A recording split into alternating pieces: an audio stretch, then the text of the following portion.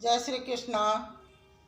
श्रीमद् भागवत गीता में हम लोग 14वें अध्याय को सुन रहे हैं, जिसमें भगवान श्री कृष्ण गुणों के विषय में बता रहे हैं। कैसे चेतन स्वरूप आत्मा जीवात्मा हो जाता है, कैसे गुणों से बंध जाता है, इस विषय में बताया है। जड़ और चेतन के संयोग से ही जीवों की उत्पत्ति होती है, और जब वह तीनों गुण से बंध जाता है तो वही आत्मा जीवात्मा कहलाता है। 3 गुण, सतोगुण, रजोगुण और तमोगुण। सतोगुण सुख और ज्ञान से बांधता है, रजोगुण मोह से बांधता है और तमोगुण अज्ञान से बांधता है। इस विषय पे हम लोग सुन चुके हैं, 8 श्लोक तक सुन चुके हैं। 9वें श्लोक में अब भगवान श्री कृष्ण कहते हैं कि कैसे आगे बताते हैं इस विषय पे। कहते हैं सत्वं सुखे संजायते, रजः कर्मणि भारत, ज्ञानम आवृत्य तु तमः प्रमादे संजयति। कहते हैं जो सतोगुण होता है वह सुख में लगाता है, और रजोगुण होता है जो कर्म में लगाता है, कर्म और कर्म फल की आसक्ति में लगा देता है, और ज्ञान को दबाकर तमोगुण जो होता है वह प्रमाद में लगाता है, व्यर्थ की चेष्टाओं में लगाता है।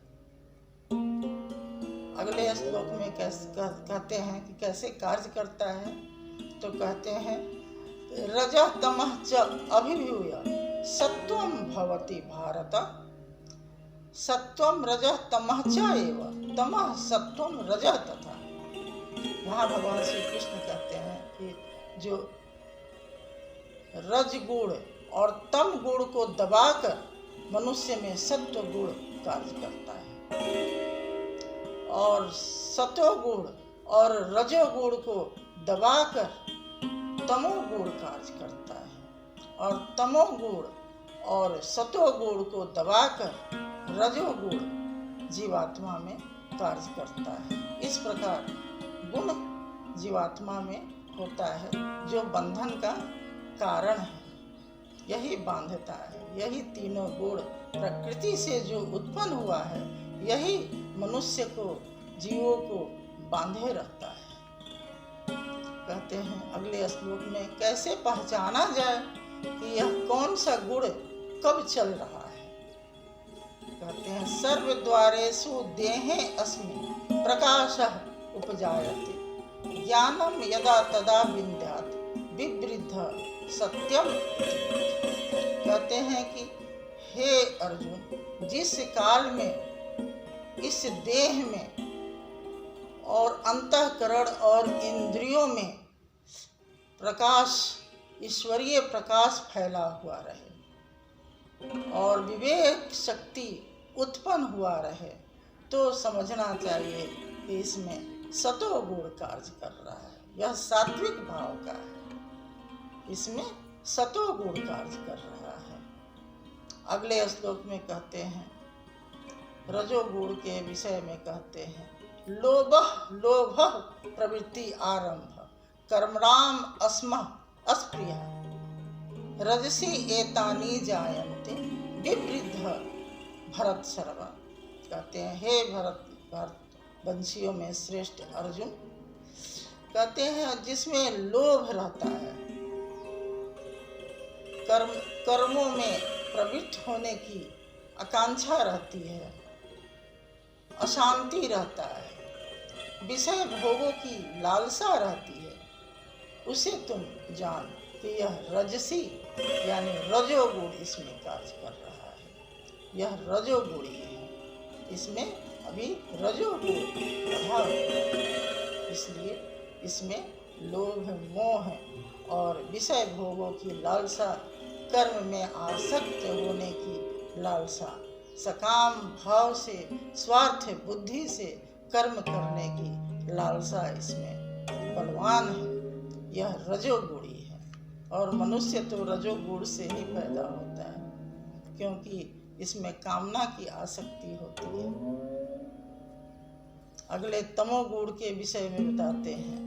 अप्रकाश, अप्रवृत्ति, प्रमाद, मोह एवच तमसी एतानि जायन्ते विवृद्ध कुरुनंदन। कहते हैं जो तमोगुणी होता है उसमें प्रकाश नहीं होता है, उसमें अज्ञान रूपी अंधकार होता है, उसमें प्रकाश नहीं होता है, उसमें कर्म करने की प्रवृत्ति भी नहीं होती, उसमें व्यर्थ की चेष्टाओं से वह युक्त रहता है। आलस्य, उसमें निद्रा आलस्य उसे घेरे रहता है, उसे तो तमोगुणी जान। भगवान श्री कृष्ण यहाँ कहते हैं वह तमोगुणी है। अगले श्लोक में कहते हैं कि मृत्यु के पश्चात इनका तीनों गुण का क्या होता है। तो कहते हैं यदा सत्वम प्रवृत्तेतु प्रलयम याति देहभृत् तदा उत्तम विदाम लोकान अम्लान प्रतिपद्यते। कहते हैं जब सत्व गुण जिसमें बढ़ा रहता है उस काल में उसकी मृत्यु होती है तो वह निर्मल लोकों को जाता है, दिव्य स्वर्ग आदि लोकों को वह जाता है।